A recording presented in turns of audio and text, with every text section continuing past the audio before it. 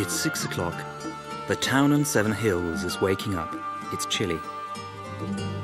The rising sun hasn't heated up the houses and churches yet.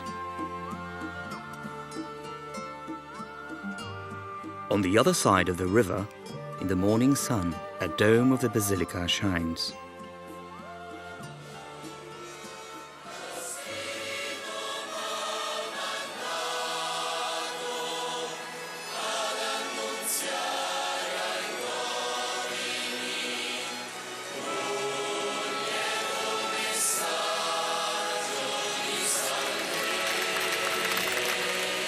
"2,000 years ago, in the Vatican's hillside, remains of the Prince of the Apostles were buried. In these days, the basilica didn't exist, and nobody imagined that it once would be built or that successors of Peter would celebrate masses there. The Vatican Hill was a despised place, with bad climate, swampy, overgrown land, not fit for construction. In the 1st century, under Emperor Nero, the Vatican was very different from what tourists and pilgrims can see today. Obviously, the basilica didn't exist. The slope's gradient was different too, since it was gradually covered up with soil. The area on the left of the basilica is situated 9 meters higher than Nero's circus. The Vatican was in the suburbs then.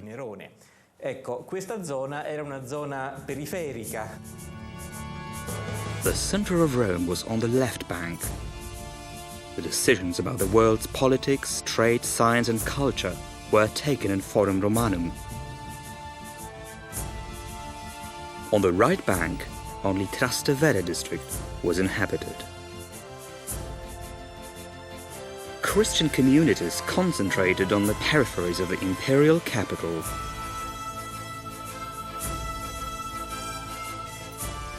Christians in Rome in the year 50 were more and more visible. We don't know exactly when Peter arrived in Rome. It's certain that in the year 43 he escaped from prison, then visited Mark and disappeared for 6 years, just to show up in the Council of Jerusalem. Then he went to Antioch and Rome.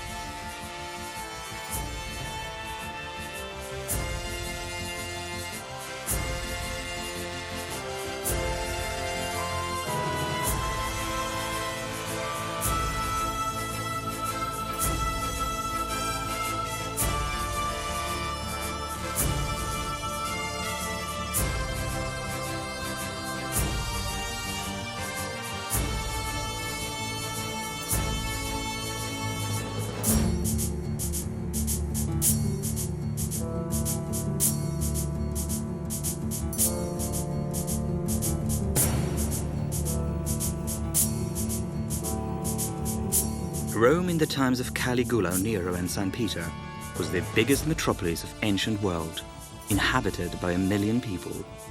40% of them were slaves. Under Nero, Rome developed intensively. New districts, palaces, bath circuses and villas were built.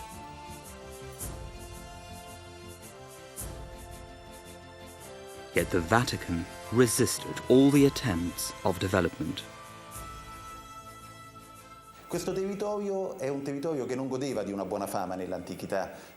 It was a part of the town which had rather bad reputation in the ancient times. Tacit wrote about notorious places in the Vatican.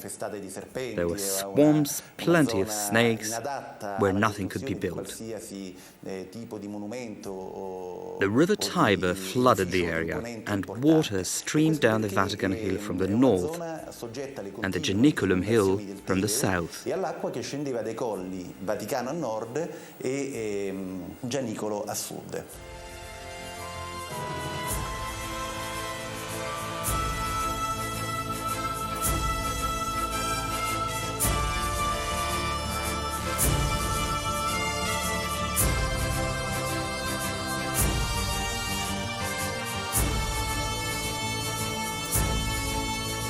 Prices of land on the left bank triggered development on the right bank.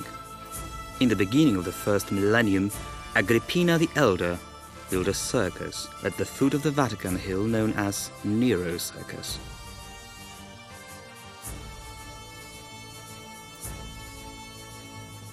Rome was connected with all the empire by a net of great roads. This is Via Appia, by which around the year 65, a fisherman from Galilee, Simon Peter, might have arrived in Rome. During his stay, the number of Christians grew. He was no longer a religion of the poor, but also of aristocracy and craftsmen. Christianity reached the Forum and the persecutions started. In Nero's times, a fire broke out. The Christians were blamed for it.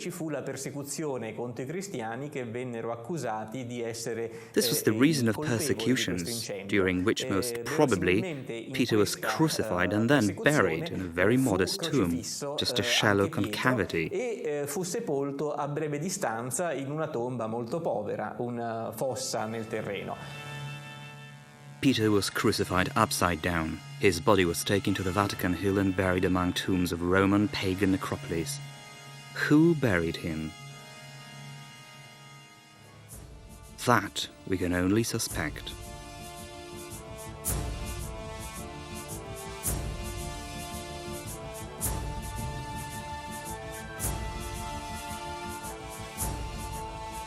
Roman tombs resemble houses because they actually were houses of the dead. Here, sacrifices were offered and death anniversaries celebrated. Romans forbade burying offenders.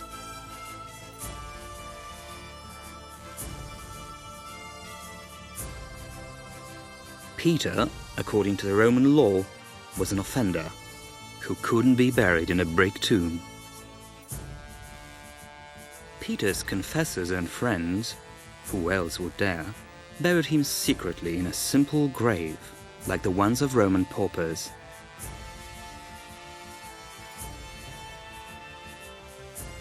"100 to 150 years later, at the site of Peter's burial place, a red revetment was built with a monument so-called trophy.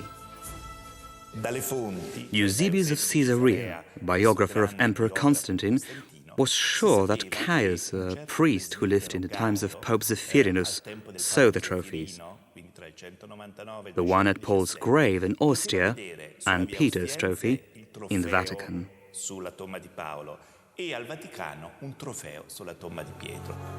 Around the year 300, Emperor Constantine ordered to build a basilica. Nobody considered the possibility of moving Peter's relics to a more convenient place.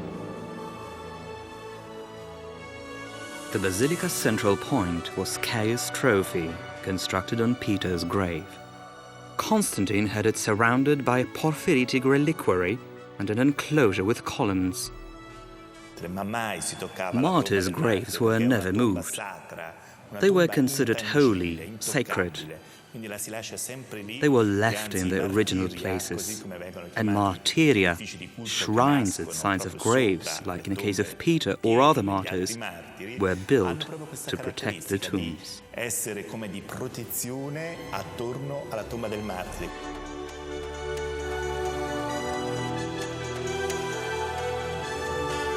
A huge basilica of Constantine, with many naves and yards, was built on a hillside. Why? Because the apostle had been buried there. Everything was focused around this one point.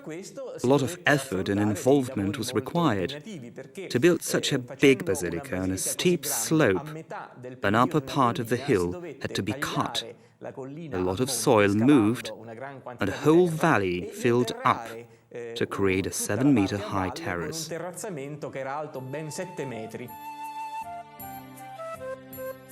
The work of Constantine didn't survive to our times. In 1500, the basilica was demolished. The decision was justified with bad condition of foundations, undermined by underground streams which made the walls crack.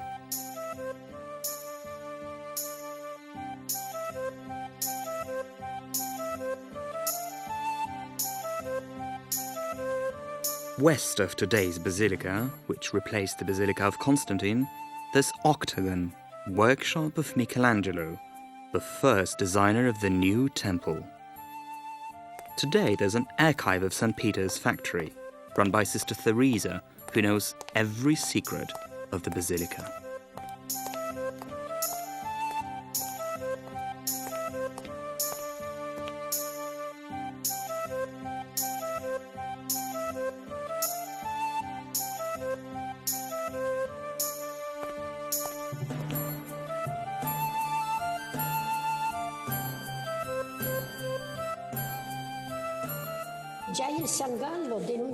Already Sangallo, in a document which we have in the archive, alerted about the basilica's roof falling apart. Well, in fact, the Basilica of Constantine needed a renovation, but it wasn't necessary to replace it with a new construction. A decision about the destruction of the basilica was taken by Julius II, just after he had obtained plans of his tomb, designed by Michelangelo. The tomb was too big for the old basilica, so a new one was required. It was designed by Michelangelo, obviously, on a Greek cross plan. The church with a central dome was supposed to represent heaven. The vault of heaven was supposed to enable reaching God, the essence of everything, a central point in space. Christ the martyr wasn't such a point. His sign was a cross, since he was crucified for us. This was an idea of counter-reformation characterized by a bigger austerity. A church on a Greek cross plan, the projects of Leonardo and Michelangelo were not carried out. Bramante presented the new project, but Julius II died. The new pope demanded a new design. Paul III Farnese ordered Sangallo and Peruzzi to go back to Bramante's design, which was centrally planned. Sangallo made a huge model to present the exact look of the construction, but he died in 1576. The Pope desperately looked for the next architect of St. Peter's Basilica.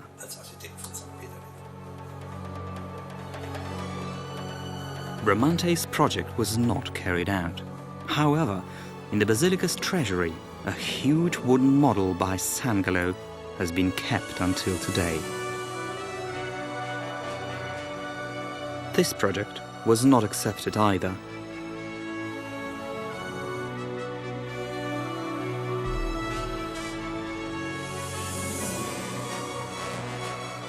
Baroque popes needed space, a stage for big processions, ceremonies, crowds of pilgrims. Neither Sangallo nor Michelangelo thought about it. In this period, during the pontificate of Paul V, a new problem appeared. It was whether to close the main nave and create a central base temple, according to the plans of Michelangelo and Bramante, or to build a basilica on a plan of the Latin cross.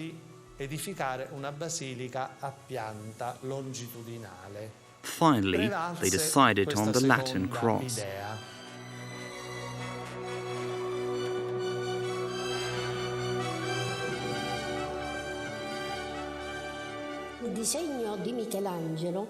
Michelangelo designed a basilica on a plan of the Greek cross with bars of equal length. In the center of St. Peter's tomb, there was to be a dome. Later, Maderno designed a longer nave by adding 2 chapels. He also created a new facade.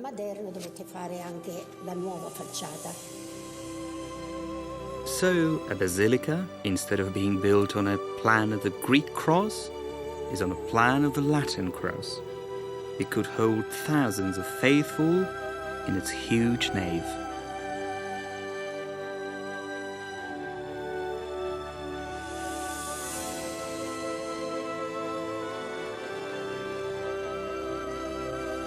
In 1626, a new basilica was consecrated by Pope Urban VIII. Over the apostle's grave, Bernini built a canopy. In grottos under the flooring, the popes were buried near the apostle's tomb.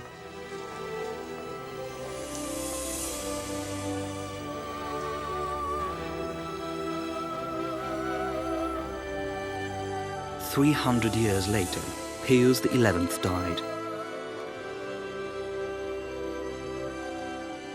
The dying pope asked to be buried as close to St. Peter's grave as possible. According to the custom, the pope was buried in the Vatican's grottos. The pope's request became a pretext to take up the first archaeological works under the floor of the basilica. For 1,600 years, nobody dared run any excavations under the basilica due to a respect for this place. People were worried they would disturb the eternal rest of the first martyrs and popes who were buried next to St. Peter.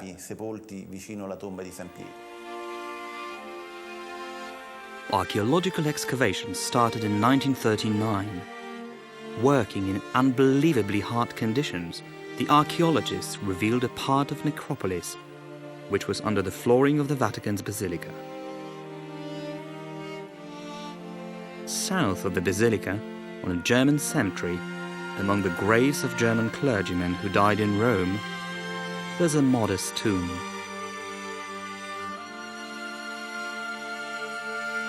It's a tomb of a German Jesuit, Father Engelbert Kirschbaum, who managed the excavations under the basilica.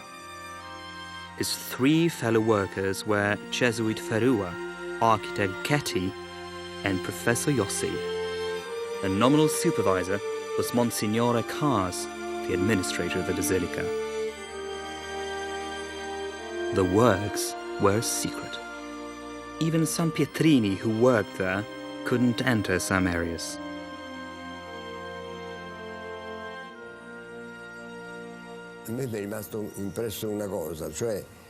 What stuck in my memory is a small coffin we opened. What we saw there was a child's corpse.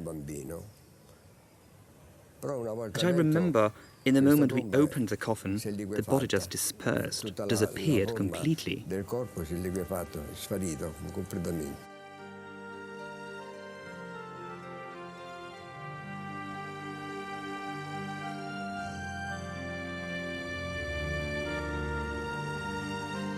Kirschbaum's team focused on the part of the necropolis under the main altar. After opening the walls, the scientists found a porphyritic reliquary, Constantine's Confession, Apostolic Memoria, with which Emperor Constantine surrounded Caius' trophy. The Apostolic Memoria, according to Eusebius of Caesarea, was perceived by early Christians as St. Peter's tomb. The tomb attracting throngs of pilgrims. In Constantine times, everyone was certain that Peter was in the Vatican and that his tomb was intact. Inside the confession, archaeologists found two columns in a red wall and a travertine shelf. This was Caius' trophy, St. Peter's gravestone. 2 days later, they reached the tomb itself. Unfortunately, the bones they found came from different burials. Anthropologists proved they belonged to people of both sexes, slim and middle-aged, in the moment of death. But Peter was crucified as a 70-year-old, well-built man. 12 years later, a wall perpendicular to the trophy, called the Graffiti Wall, was examined by Professor Margherita Guarducci. She took note of a marble repository, a small crypt.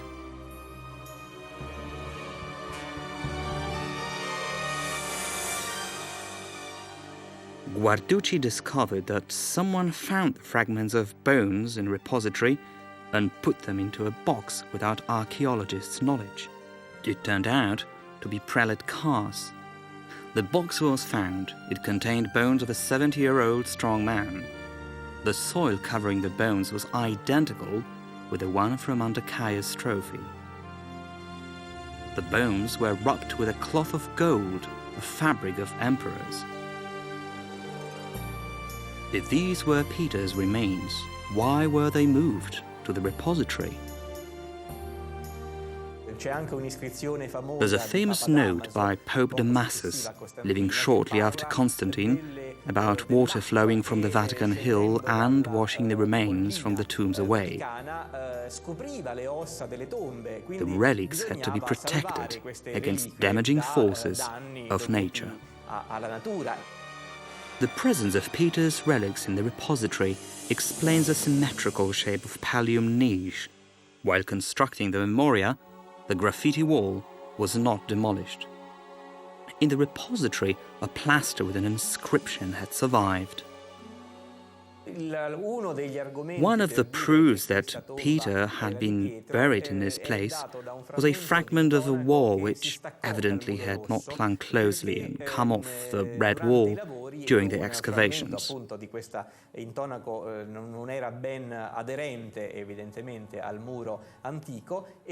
Ferrua took it, but he didn't reveal his discovery immediately.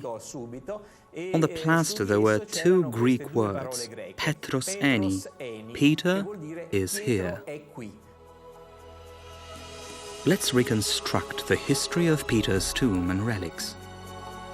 He was buried on the Vatican hillside in a simple grave. 100 years later, at the side of Peter's grave, a red wall and a shrine were constructed.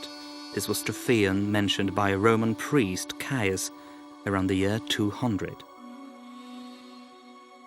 Between 260 and 300, Peter's remains were moved to a repository in graffiti wall, to a marble niche where they stayed until 1940s. In 315, Emperor Constantine started to build basilica and surrounded Caius' trophy, a red wall and graffiti wall containing repository with a marble enclosure. They form Constantine's memoria, the central point of the basilica. After 300 years, Pope George the Great had Constantine's memoria rebuilt. The original altar was enclosed in a new one. 500 years later, Callistus surrounded George's altar with another one. Construction of the new basilica changed the image of the main altar. Over Callistus' altar, a platform with a new main altar was raised. Both altars are situated exactly over Constantine's memoria, which surrounds Caius' trophy and graffiti wall, inside which there's the repository with the relics of the Prince of the Apostles, covered by pallium niche.